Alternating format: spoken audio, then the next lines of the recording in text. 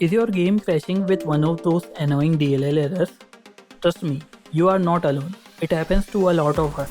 These errors can be frustrating, but most of these are actually pretty easy to fix. And in this video, I will walk you through simple, proven solutions to get your games back up and running in no time.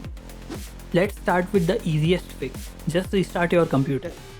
It may sound basic, but you would be surprised how often this clears out temporary glitches that cause DLL errors. Go ahead and give it a shot. If it works, great. If not, let's move on. Now try running your game as an administrator. Right click on your game shortcut or exe file, then select Run as Administrator. Some games need elevated permissions to access certain system files, especially DLLs. This one quick change can often fix the problem. Now if you are still seeing DLL errors after that, there is a good chance of missing system components, and that usually means missing or outdated Visual C++ redistributables. Your error message usually tells you which version is missing, so head over to Microsoft's website and download the 64-bit and 32-bit versions of it.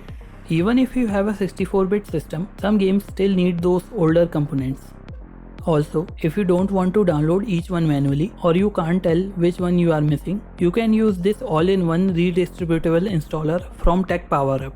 It includes every version from 2005 to 2022 and installs them all with one click. After installing, make sure to restart your computer again. This ensures all changes are applied properly. Next up, let's make sure your DirectX installation is up to date. Download the latest DirectX end user runtime from Microsoft and run it. This will update any missing or corrupted files that your game may depend on.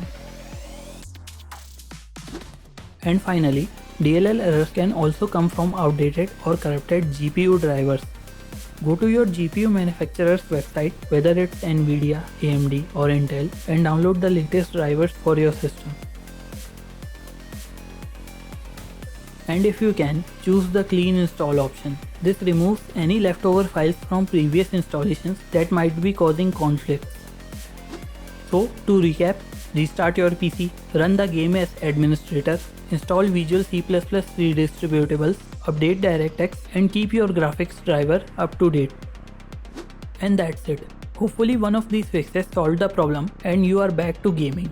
If this video helped you out, be sure to give it a thumbs up, subscribe for more tech tips, and feel free to leave any questions or thoughts in the comments below. Thanks for watching, and I will see you in the next one.